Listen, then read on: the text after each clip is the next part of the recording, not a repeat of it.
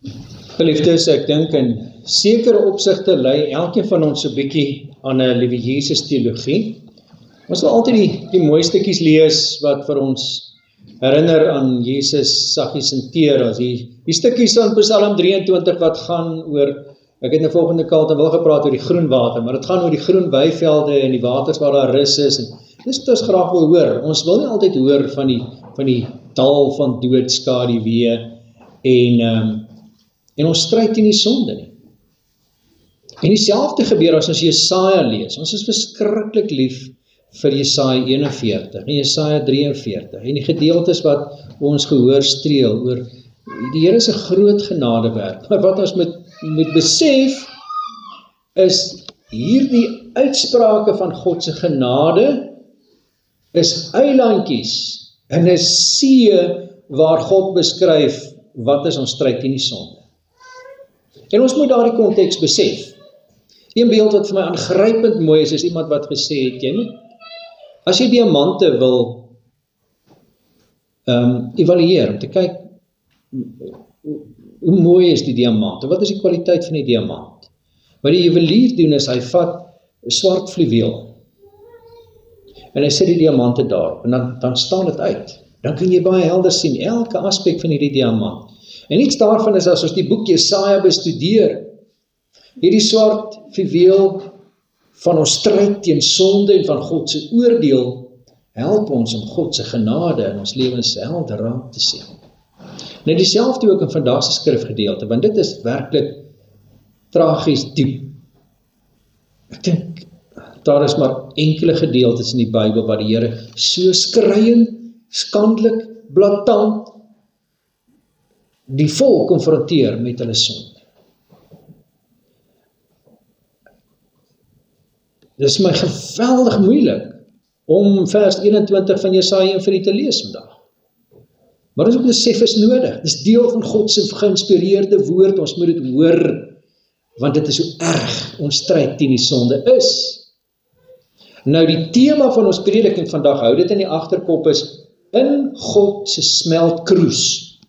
Nou, 'n smeltkroes is 'n smeltoond waarin mense wat met metaal werk, metale gesmelt het tot dit 'n vloeistof is, sodat dit gesuiwer kan word van alle onsuiverhede wat in daardie metaal is. En dis wat hy hier beskryf. Die geweldige hitte wat God sy volk laat beleef as gevolg van hulle sonde, sodat hulle gesuiwer kan word. So ons gaan nou kyk, vers 20, 21 tot 24, is die eerste aspek waarna ons kyk, die skande van 'n onsuiwer kerk. Dan gaan ons kyk tweedens na vers 25 tot 27, die suiweringsproses, en dan vers 28 tot 31, kyk bietjie na die kruispad. Die keuse, waarvoor die volk in ons vandag te staan kom. So wat het ons sover geleer in Jesaja? Ons weet spesifiek vers 1 leer vir ons, Jesaja het opgetree 739 voor Christus in die sterfjaar van koning Osia. Ons weet hy werk met die suidelike ryk, met Jerusalem en Juda. Die noordelike ryk is kort daarna, 722 voor Christus, deur die Assiriërs in ballingskap weggevoer. Maar wanneer die Here hier praat met sy volk, is dit 'n geweldige moeilike politieke situasie, want hulle word ook bedreig deur die noordelike ryk, die 10 stamme van hulle broers van die noordelike ryk en die Syriërs van Damaskus. Dis oorlogstyd. En hulle weet nie of Jerusalem dit gaan oorleef nie. En hulle is net bekommerd oor waar gaan ons hulp kry. En hulle gryp na strooihalms, maar die Here is meer bekommerd oor hulle sonde. Dis waaroor hy praat, ook in vandag se gedeelte. Nou die indeling van die hoofstuk ken ons nou, vers 1 tot 9 het ons gehoor, dis die klagstaat. En hier beskryf die Here, wat is alles op die lysie van die klagstaat as hulle nou in die hof kom?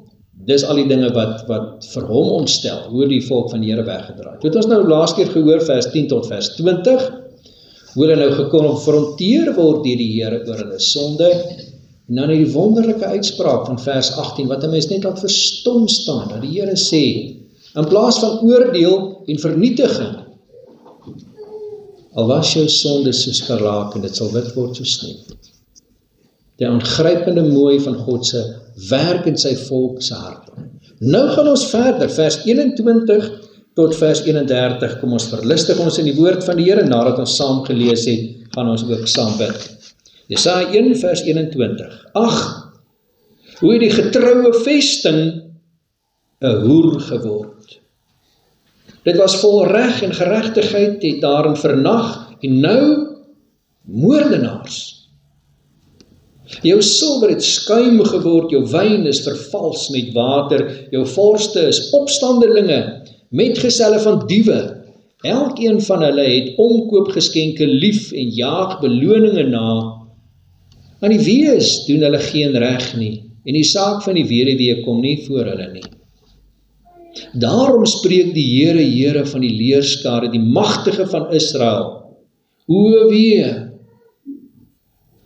ek sal vir my voldoening verskaf van my teestanders en my wreek op my vyande.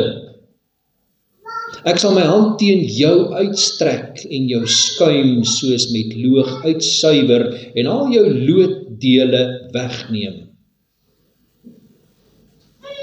En ek sal jou weer regters gee soos vroeër en raadsmanne soos in die begin. Daarna sal jy 'n stad van geregtigheid en 'n getroue vesting genoem word. Sion sal deur strafgerig verlos word van die wat hom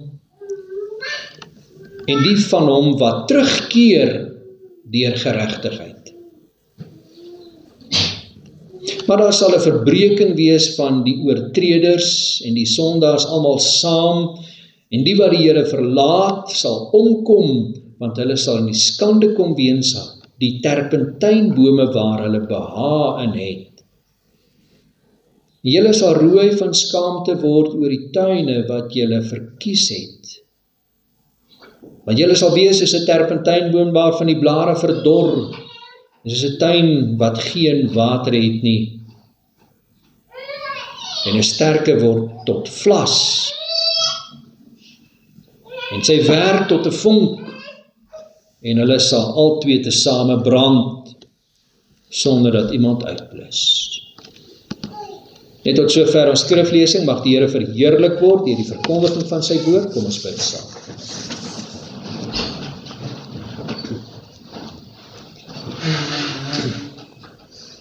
O wonderlike Vader, aan U lof en eer en dank. U is God, U is onmeetlik groot. U goedertierenheid is tot in ewigheid. Ons loof U omdat U ons God is en ons liefhet vir ons goed is, en bloot omdat U lofwaardig is, omdat daar geen ander is wat aanbid moet word nie behalwe U. En ons wil aan U bring lof en eer. Ons wil ons harte op U vestig, ons harte neig tot U. Ons wil hoor wat U vir ons sê, en ons lewens en gedagtes en optrede daarvolgens inrig. Here, U self ken die onsuiverhede van ons eie harte. Ons het dit beween met ons boetelied. Here, ons weet, het is so maklik dat ons met woorde of met gedagtes of met dade U eer aantas. En het is so maklik dat ons nalaat om U wil te doen. Here, vergewe ons, reinig ons. Herstel die verhouding in so mate, Here, dat ons weer met krag kan optree in hierdie week om U wil te doen en die lig te laat skyn in hierdie wêreld en ons roeping te volbring om U ligdraers te wees, die draers van die hoop van die evangelie. Here Jesus, ons dink aan hulle wat swaar kry, ons dink aan hulle wat siek is, ons bid vir hulle wat in die hospitaal is, ons bid vir hulle wat behandeling kry, ons dink in die besonder aan hulle wat kankerbehandeling kry, en ons vra Here dat U uitkoms gee, dat U genesing skenk, dat U die behandeling seën, dat U met hulle en hulle geliefdes in so mate sal werk, dat hulle uiteindelik met dankbare harte kan terugkyk en kan sê, die Here het ons gedra en die Here het ons verlos. Ons vra Here Jesus dat U ook ons kerkraad seën en waar ons vandag broeders moet kies om U te dien as amptdraers, is ons gebed dat U self hier sal wees om ons te seën en dat U self broeders sal aanwys. Here Jesus, ons vra dat U ook met ons susters sal wees. Ons is so dankbaar vir die wonderlike projekte wat ons die afgelope tyd kon loods en die seën daarby. Ons dink in die besonder aan ons verbondsonderrig en ons kinders in hierdie nuwe kwartaal wat voor ons lê en ons vra dat U ook in hulle harte U woord seën. Ons dink aan ons bejaardes. Ons vra Here dat U ook ons senior lidmate seën en ons loof U vir die kosbare mense wat vir ons so baie beteken, wat U gebruik het as pioniers in ons kerk en kerkverband. Here Jesus, hierdie is ook die tyd van die jaar wat ons met dankbaarheid dink aan die hervorming en hoe U manne gebruik het soos Martin Luther en Johannes Calvin, Johannes Hus, Zwingli, Cranmer en soveel van die reformatore, Here, wat 'n pad geloop het, terug na U woord. Help ons ook om heeltyd dit in gedagte te hou, dat U woord, die verkondiging van U woord, ons eerste prioriteit is. Here Jesus, dat U alleen ons verlos, en dat U genade genoeg is, sodat ons tot U eer kan lewe. Help ons vandag ook daarmee, wanneer ons nou na U woord verkondiging luister, in Jesus naam. Amen.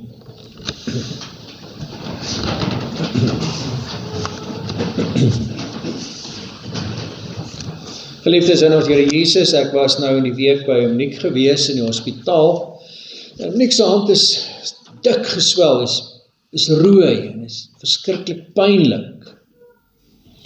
Nou Monique is 'n taai man, is die ou wat lief is vir 'n kwak of 'n dokter of 'n ding nie, hy probeer om vir my so ver as wat dit moontlik is, maar op 'n kol dan sê die pyn, hoor jy, hier's 'n probleem, jy moet dalk by iemand uitkom.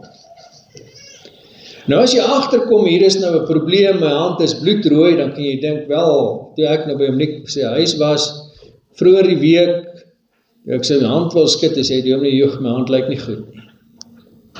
Nou Monique kon ook daar besluit het, dis die groot probleem, my hand lyk nie goed nie, en hy kon ook besluit, nee, maar die res van my lewe gaan ek nou 'n handskoen dra. Ken jy nou, wat is jou gunsteling kleur? Kom ons sê blou. En die res van sy lewe gaan Monique nou 'n blou handskoen dra, en dan kan niemand sien, sy hand is rooi nie. Maar gaan dit die probleem oplos? Ek dink nie, dit gaan regtig die pyn wegvat nie. As hy die handskoen aankry, gaan dit nog steeds pynlik wees. Vir Monique kon nog gesien het, joh nee, hierdie rooi, dis die groot probleem. Want die ander hand is nie rooi nie, maar hierdie is rooi. Nou is hy daar in die handie se grimeerkas, en nou het hy die grimering en goeders daar uit, en hy probeer nou, wat noem hulle dit, 'n onderlaag, die goed opsit, en hy dink, joh, as hy nou net nie meer rooi is nie, dis die groot probleem, ek moet net weer 'n normale handkleur kry, en nou is hy met die grimering daar doenig, en gaan dit die probleem oplos? Hy gaan nie die swelsel afkry met aan die handie se grimering nie, want dis nie eintlik die probleem nie. Die rooigheid is nie die grootste probleem waarmee hy sit nie. Monique se groter probleem is, daar's pyn. En nou kan jy dink, wel, nou moet ek pynpille drink. En dan kan nou daai Disperins drink, totdat hy nou begin agterkom, joh, nou het ek maagmoeilikheid van al hierdie pynpille wat ek drink. Maar as daai pynpille nie die infeksie wegvat nie, dan gaan jy dalk nie meer pyn hê nie, maar die hand is nog steeds dik geswel. Wat nodig is dat die infeksie, wat die eintlike probleem is, dat dit behandel word. Dis hoekom ek nou in die hospitaal is, en hoekom die dokters van my antibiotika gee, sodat die infeksie, wat die eintlike probleem is, aangespreek word. Nou kyk ons nou hierdie gedeelte in die woord van die Here, en ons sien hoe die Here baie ernstig met sy volk praat. En die probleem is nie dat hierdie ouens nie kerk toe gegaan het, of hulle offers gebring het nie. Hulle het. Hulle was baie getrou in al die uiterlike goeders wat hulle moet doen. Hulle het al die grimering aangesit van die lammetjie wat ek na die priester toe moet vat in die tempel, en hulle het al die prosesse deurgegaan van, ons moet hierdie feeste hou, en Pascha hou, en die Yom Kippur, en al die feeste van wat die Jode gehou het hulle gehou. Maar die Here sê, dit walg hom in hierdie gedeelte voor wat ons nou gelees het. En hoekom is dit? Want hulle harte was vrot. Hulle harte was ver van die Here.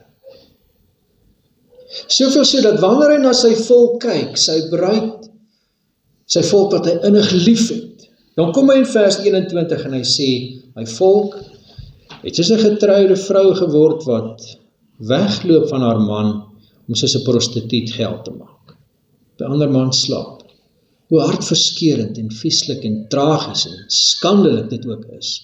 Dis hoe die Here sy volk beskryf. En ons dink baie keer, hulle het 'n probleem gehad. Ek dink hulle probleem was sonde, en dan vergeet ons maar, die Here praat ook hier met my. My grootste probleem is my oorlog teen die sonde in my lewe. Wayne Mack het 'n aangrypende boek geskryf, A Fight to the Death, waar hy beskryf, jou oorlog teen die sonde in jou lewe is soos 'n stryd om lewe en dood, dis 'n geveg tot die dood. Dis Hebreërs dit stel, julle het nog nie ten bloede toe weerstand gebied teen die sonde in julle lewe. Want nou beskryf hy sy volk, hierdie is die plek waar die hof is, waar die regters kom om sake te beoordeel. Maar die manne wat daar sit, wat die regters moet wees, noem hy moordenaars, vers 21. Dis tragies. En dan beskryf hy, wat is die simptome van hierdie siekte? En hy beskryf dit in vers 22, julle is soos silwer wat vol onsuiverhede is, vol skuim is. En dan begin hy in vers 23 sy lysie maak, jou voorste is opstandelinge, hulle is vriende met diewe, hulle is lief vir omkoopgeskenke, en ons ken dit, nee? As die verkeerskonstabel jou stop, hulle noem dit 'n losprys, jy moet nou 'n losprys betaal, die prys dat hy jou los, maar hulle is lief vir omkoopgeskenke, en hy sê, dit was deel van Israel se manier van besigheid doen, hy sê, hulle jaag beloninge na, dis net geld, geld, geld, maak nie saak hoe oneerlik en hoe ook die Here se eer aantas in hierdie proses nie. Hy sê, wat hulle eintlik moes doen by die hof in Jerusalem, is om die saak van die weduwee en die wees te hanteer, maar hulle vergeet daarvan, dink net aan hulle eie sakke. Nou ons leef in 'n materiële wêreld, waar ons ook altyd, elke dag sien ons op ons fone, daai sinne mooi goedjies wat ons graag wil hê, en ons dink, joh, daai goed moet ek in die hande kry, en ek, solank ek net genoeg geld in die hande kry om die mooi goed te kry. Maar ons besef nie ten diepste, vra die Here van ons, dat ons harte aan hom behoort. Want hierdie dinge wat hy noem in die lysies, dit is simptome. Dit is die rooi skynsel, dis die pyn, dis die ding wat jy so sleg voel, maar dit is nie die eintlike probleem nie. Die eintlike probleem van die volk en van u en my vandag is die harte wat nie op God gefestig is nie. Hy gebruik hier 'n aangrypende beeld dan van iemand wat 'n stuk metaal vat en hierdie metaal so warm maak dat dit tot 'n vloeistof word. En dan kan jy daardie vuil afskep sodat jy 'n suiwer stuk silwer uiteindelik het waarvan hulle geld gemaak het in daardie tyd. Wat die Here hier aanspreek is die kerk, is ons, en die kerk is nie die gebou nie, dis u en ek. Baie keer onsuiverhede het, die manier hoe ons dink oor God, en dink oor die lewe, dink oor onsself. Hy vergelyk dit ook hier met wyn. Nou as jy in 'n winkel instap en jy sien hierdie wyn en jy sien, wow, hierdie wyn is dan verskriklik duur. Maar as jy die wyn nou gebruik daar en jy kom agter, hierdie ou, dis net die helfte van die bottels eintlik wyn. Die res het hy water ingegooi. Dis die vers wat hy hier beskryf. Hy sê in vers 22, dis soos wyn wat vervals word met water. Jy verkoop dit asof dit nou 'n kosbare duur wyn is, maar al die tyd het jy water bygegooi en dit verdun daarmee. Die Here sê julle is oneerlik. Julle manier van lewe. Want wat het die ouens gedoen? En wat is een my probleem ook vandag? Is dat 'n mens baie keer dink, joh, ek doen al hierdie godsdienstige goed, so ek verdien daarom seker iets by die Here. Ek lees mos nou Bybel en ek het al gebid en ek kom kerk toe en ek gee 'n geldjie vir die kerk, so die Here skuld nie mos nou iets. Wat hy hier sê nie, die Here skuld jou niks. Wat die Here van sy volk vra, is 'n hart wat hom liefhet. Mens sien die verontwaardiging van die Here. Hy begin in vers 24 met hierdie woord, hy sê, o wee. Nou dit is 'n woord wat altyd gebruik is in die Hebreëus in klaagliedere, wanneer jy huil soos by 'n begrafnis. Die Here sê, hierdie goed vat diep in my hart. Hy sê, ek sal my voldoening verskaf, ek sal my teestanders, van my teestanders, my wreek op my vyande. Nou van wie praat hy hier? Nou die Israeliete is so graag oor, hy praat van die Amoriete, en hy praat van 'n klomp Assiriërs, en hy praat van die Egiptenaars. Nee, die Here praat hier met sy volk, en hy sê vir jou en vir my, die oomblik as jy in sonde leef en buite die wil van die Here leef, dan haal jy jou uit die weermag van die Here uit, en jy sit jouself aan die oorkant by die vyand, en jy staan in die linie wat teen God veg. Jy is God se vyand. As jy dink, jou sonde doen geen skade nie. Verskriklik om te weet die lewende God is jou vyand. Hebreërs stel dit, verskriklik is dit om te val in die hande van die lewende God. As jy God jou vyand maak, dis nie 'n plek waar jy wil wees nie. Dis nie waar jy wil leef nie. Want hy sê in vers 25, verduidelik hy wie is hierdie vyand, hy sê, ek sal my hand teen jou uitstrek.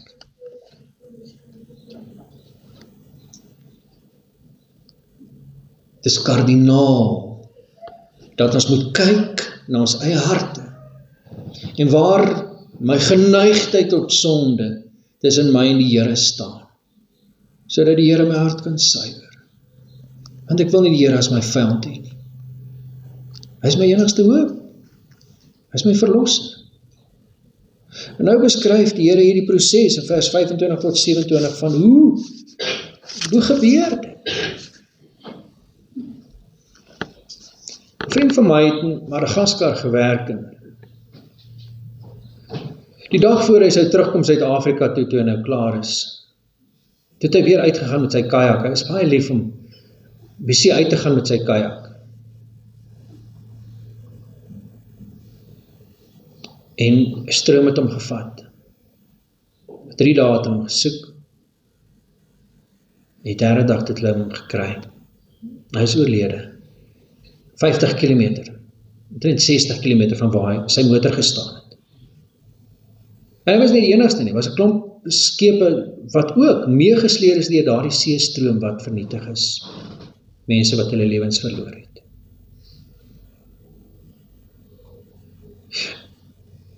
Wat maak jy as so 'n seestroom jou vat? Hy was 'n goeie roeier. Hy kon nie daar uitkom nie. En die fout wat ons maak is dat ons baie keer dink in hierdie stroom van sonde, as ek net 'n klompie goedjies doen, dan sal ek weer veilig wees.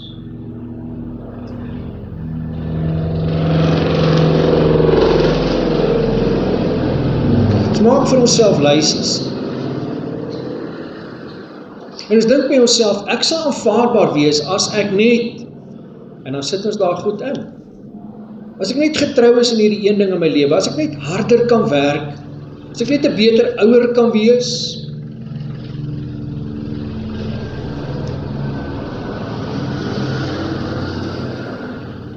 as ek net beter kan lief hê, 'n genadiger mens kan wees, slimmer kan werk, meer vaardighede het. Maar hy soek ook my.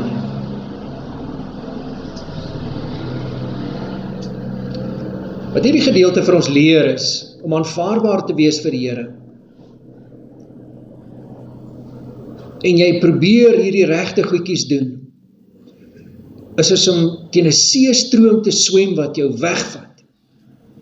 Jy kan nie jouself daar uitkry nie. Jy het 'n redder nodig. En dis waar ons Here Jesus inkom. Hy is die een wat ons uit hierdie stroom van sonde verlos. Dis die enigste hoop wat ons het. Hy is die een wat sonde straf. Hier stel hy dit. Ek sal my hand teen jou uitstrek. jou skuim soos met loog uitsuiwer, jou looddele wegneem. En hoe het die Here dit gedoen? Hy het dit aan die kruis gedoen aan die Here Jesus. Hy het die Here Jesus gestraf vir die sonde van elkeen van sy kinders wat hy hoor, Vader, vergewe my. En hy gee vergifnis. Daardie sonde word steeds gestraf en dit word aan Jesus gestraf aan die kruis. Dis hoe hy hierdie vergifnis moontlik maak, dat hy die looddele kan wegneem en ons kan suiwer. Hy het hierdie wonderlike prent in vers 26 en 27 waar hy sê, jy sal weer manne hê wat regverdige regters is. Jy sal weer 'n stad van geregtigheid genoem word, 'n getroue vesting. En weet jy, dit is so ons lyk as Jesus ons vergewe het. Geregtigheid is in wese, 'n verhouding is herstel. Die regter wat jy moet straf, hoef jy nie meer te straf nie, want die straf is klaar betaal. Jy het Jesus se geregtigheid, jou verhouding met hom is volkome herstel. Jy kan nou reg lewe. Wat 'n genade dat dit vir ons moontlik word. Nou die Here jou uit hierdie stroom van die see verlos. Hy het jou uitgedra, het jou op die strand neergesit. En hoe nou vorentoe? Nou het jy 'n keuse. Hierdie was 'n aangrypende beeld. Ek het hierdie week moes ek hierdie gedeelte bestudeer vir 'n taak en dit was my so mooi. Blaas saam met my na Deuteronomium 11 vers 29. As met 'n prentjie in die kop sien van twee berge wat ewig groot is, langs mekaar staan. Dit lyk amper soos twee brode wat langs mekaar is.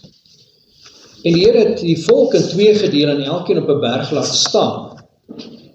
En die Here het nou vir hulle mooi verduidelik hoe werk die hele ding van sonde en oordeel en van om binne die wil van die Here te leef en die seën van die Here te ervaar.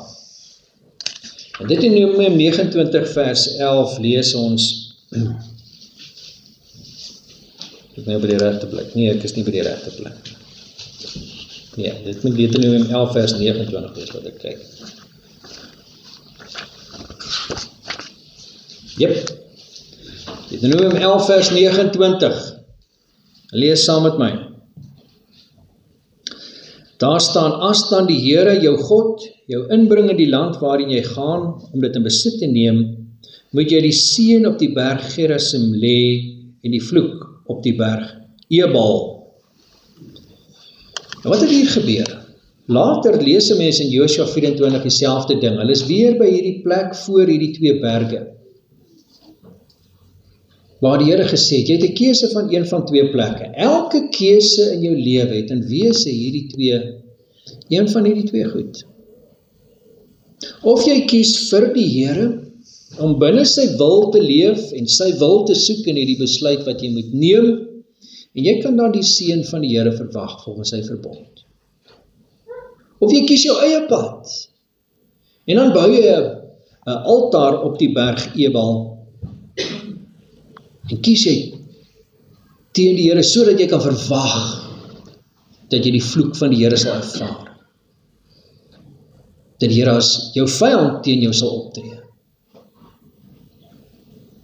God se verantwoordelikheid is om ons sy kinders te maak. Jou verantwoordelikheid is om elke dag op te staan en te sê, Here, ek het U nodig.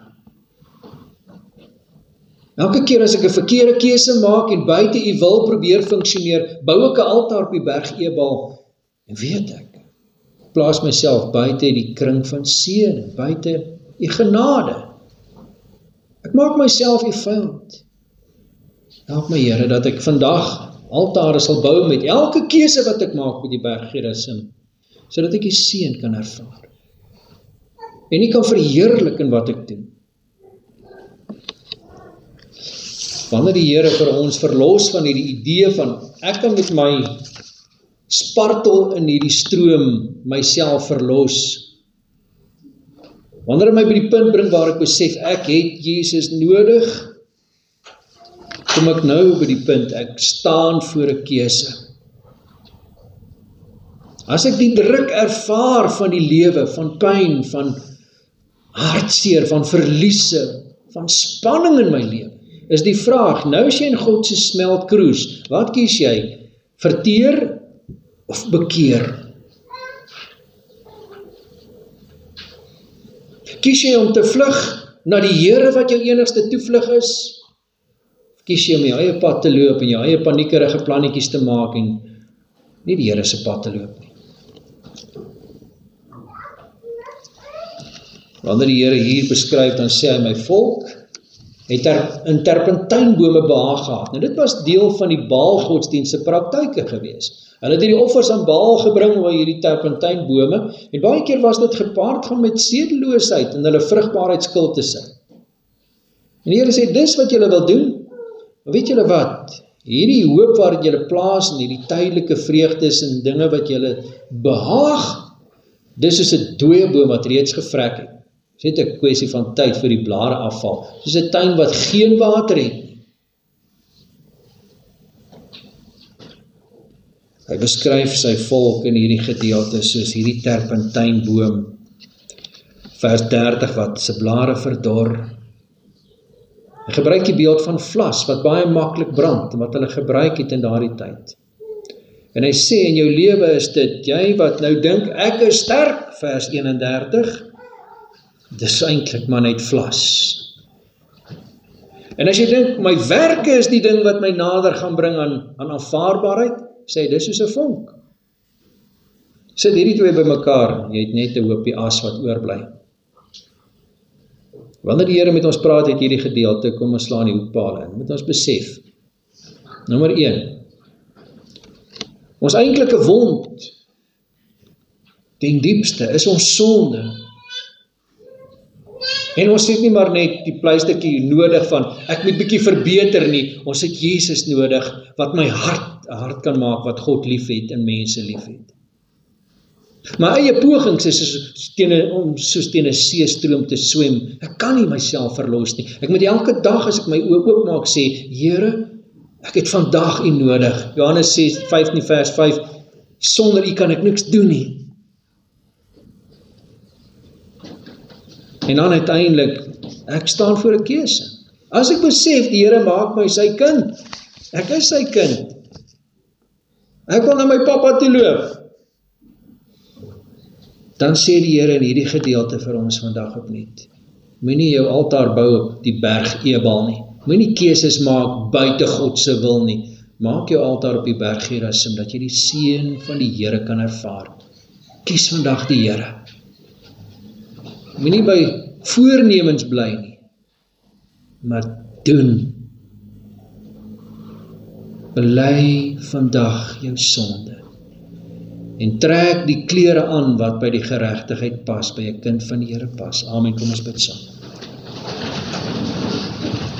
Hemelse Vader, ons dank U vir hierdie aangrypende gedeelte in Jesaja 1 wat ons opnuut herinner, sonde is 'n vyand wat ons moet beveg, o Here. Help ons daarmee. Wil U gee dat ons harte instel om U lief te hê en mense lief te hê wat U oor ons pad bring. Om getrou te wees aan U. Omdat ons U lief het. Nie om iets te bereik of net vir die voordele daarvan om deel van die volk te wees nie, maar omdat ons U lief het. Here, stort deur die Heilige Gees opnuut daardie liefde wat kan oorloop na ander. Ons vra dit in Jesus naam. Amen. U het geleentheid om die liefdesgawes te gee. Daarna ons slotsang, Psalm 3:6-7.